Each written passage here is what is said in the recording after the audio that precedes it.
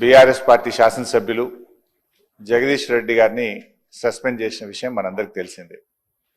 దాని విషయంలో దయచేసి మీరు పునఃపరిశీలించి జగదీష్ రెడ్డి గారిపై పెట్టిన సస్పెన్షన్ను ఎత్తివేయాలని చెప్పి అప్పీల్ చేస్తా ఉన్నాం. జగదీష్ రెడ్డి గారు ఎక్కడ కూడా మీ పట్ల అమర్యాదగా కానీ ఏకవచనాన్ని కానీ సంబోధించలేదు. మీరంటే మా అందరికీ కూడా ఎంతో గౌరవం.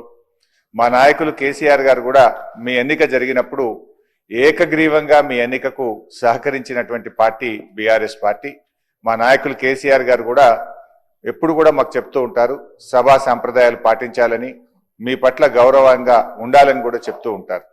సో మాకు ఎక్కడ కూడా బీఆర్ఎస్ పార్టీకి కానీ మా సభ్యులు జగదీష్ రెడ్డి గారికి కానీ మీ పట్ల మంచి గౌరవం ఉంది తప్ప మేము ఎక్కడ దురుద్దేశంగా కానీ ఏకవచనంని మీ పట్ల ప్రయోగించలేదు. అందువల్ల మాకు కూడా, ఎందుకంటే నిన్న జగదీష్ రెడ్డి గారికి మీరు మైక్ ఇచ్చుంటే వారు చెప్పుకునే అవకాశం ఉండేది.